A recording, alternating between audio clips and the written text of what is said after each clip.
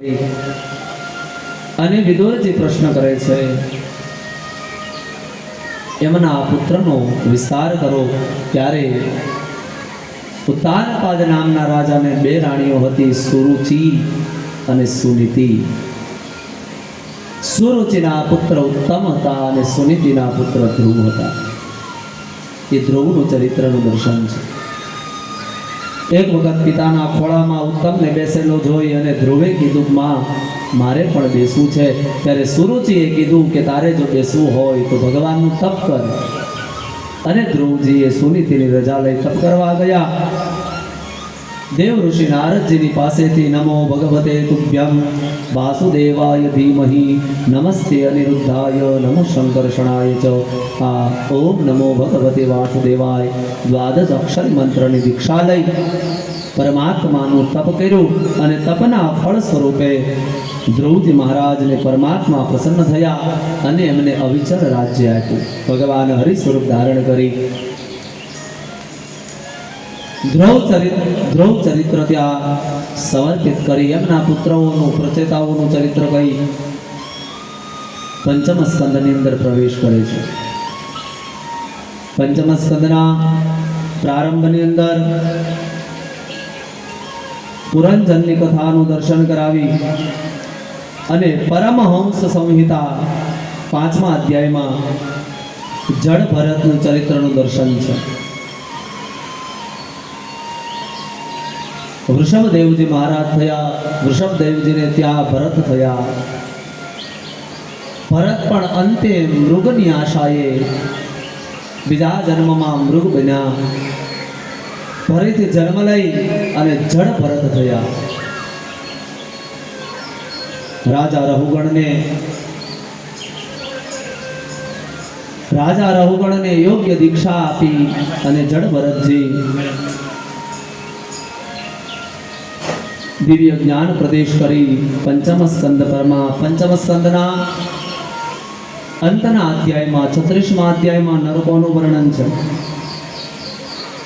પરીક્ષિત મહારાજ નરકનું વર્ણન સાંભળી અને ડરવા લાગ્યા કે હવે મારે શું કરવું. ત્યારે પરમાત્મા નામનો મહિમા સમજાવે છે. કલિયુગ કેવલ નામ આધારા સુમિર સુમિર નર ઉતરે ઉબારા. કે પરમાત્માનું નામ સ્મરણ કરો.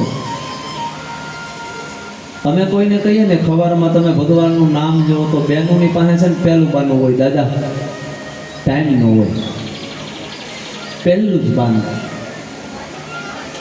સફળ વ્યક્તિ કાર્ય બતાવે, જ્યારે નિષ્ફળ વ્યક્તિ બાના બતાવે. પહેલું જ શું હોય, દાદા હવારમાં ટાઈમ ન હોય, માળા લઈને ક્યાં બેહવું. માળા લઈને બેહવાનું તમને કોણ કહે?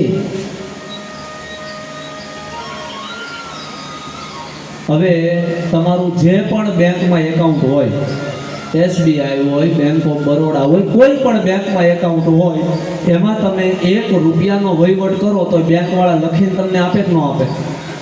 હે, જો એક સામાન્ય બનાવેલી બેંકવાળા 1 રૂપિયાનો હિસાબ રાખતા હોય તો આ પરમાત્મા જગતનો નાથ તમારા મારા એક નામનો હિસાબ નહીં રાખે? માળા ગણવાની જરૂર નથી. રોટલી કરતા કરતા ભગવાનનું નામ લો. એવું ક્યાંય નથી કીધું કે તમારે બેઠા બેઠા જપ થાય.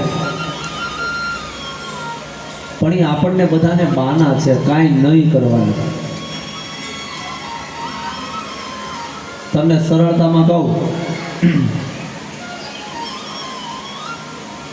તો ગોળ ઘરમાં ખાવ તો, એ બેનો સાંભળો, ગોળ ઘરમાં ખાવ તો કેવો લાગે? ઘરની બહાર ખાવ તો, રોતા રોતા ખાવ તો, દાંત કાઢતા કાઢતા ખાવ તો. આ એક બેન બોલે, બાકી બધા મોઢામાં ગોળ પીરો છે. ઊભા ઊભા ખાવ તો, સૂતા સૂતા ખાવ તો. જો એક સામાન્ય ગોળ કોઈ પણ અવસ્થામાં ખાવ તો ગળ્યો લાગે તો આ પરમાત્માનું નામ તો તારવાવાળું છે. કોઈ પણ અવસ્થામાં લ્યો ને તમારું કલ્યાણ જ કરે. એની માટે બાના કાઢવાની જરૂર નથી, નામ લ્યો. તમે જોજો સત્યનારાયણનો શીરો કરતા હોય કેવો મીઠો લાગે.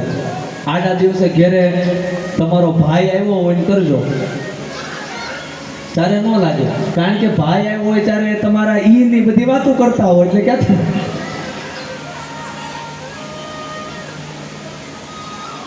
અને કા ભોજાઈની વાતો કરતા હોય અને ઓલો તો સત્યનારાયણનો શીરો કરતા હોય તો શ્રી કૃષ્ણ ગોવિંદ હરે મુરારી પરમાત્માનું નામ લેતા હોય એટલે એ જે પ્રસાદ છે ને એની અંદર મીઠાશ આવે. જો એક સામાન્ય બે નામ લેતા એ સત્યનારાયણનો શીરો મીઠો થતા હોય તો સવારમાં તમે ભાખરી બનાવતા હોય અને ત્યારે શ્રી કૃષ્ણ ગોવિંદ હરે મુરારી અને એ ખોરાક તમારા બાળકોને ખવડાવો તો એમાં કેટલી મીઠાશ આવે એટલો તો વિચાર કરો. કાંઈ જરૂર નથી માળા લઈને બેસવાની. રોટલી કરતા કરતા તમ તારે ભગવાનનું નામ લ્યો, શાક સુધારતા સુધારતા ભગવાનનું નામ લ્યો, બસ નામ લ્યો. શાસ્ત્ર તો ત્યાં સુધી કહે છે ભાવ કુભાવ અનઘ આલસહુ નામ જપત દિશ મંગલ ભરું. આળસથી, પ્રમાદથી, દ્વેષથી અરે છીક આવે ને ભગવાનનું નામ લ્યો તોય તમારું કલ્યાણ કરે. પણ નામનો મહિમા છે અને એના દ્રષ્ટાંત સ્વરૂપે પંચમ સ્કંદની અંદર અજામિલનું ઉપાખ્યાન કીધું છે. અજામિલ નામનો એક બ્રાહ્મણ હોય, સંતો એની ઘેરે પધારે, એના ધર્મપત્ની સંતોને ભોજન કરાવે અને ફળ સ્વરૂપે એના બાળકનું નામ નારાયણ રાખે અને અંતે નારાયણનું નામ લેવાથી પરમાત્મા એનો ઉદ્ધાર કરે. અજામાલનું ઉપાખ્યાન કહી અને આગળ વૃત્રાસુરની કથા છે. ત્વષ્ટા નામના આદિત્ય એમના પુત્રને ઇન્દ્રએ વધ કર્યો હોય એટલા માટે ઇન્દ્ર સાથે વેર લેવા મોટો યજ્ઞ કરે. ઇન્દ્ર શતરુ વિવર્ધન અને ઇન્દ્ર શતરોર વિવર્ધન એક મંત્રના ભૂલથી ઇન્દ્રથી મરે એવો પુત્ર ઉત્પન્ન થાય અને એ થાય છે એનું નામ છે વૃત્રાસુર. ઇન્દ્રને હરાવે અને અંતે મહારાજ દધીચી, ઋષિ દધીચીના હાડકામાંથી એક વજ્ર બનાવે અને એ વજ્રથી વૃત્રાસુરનો વધ કરે છે. અને વૃત્રાસુર ચતુશ્લોકી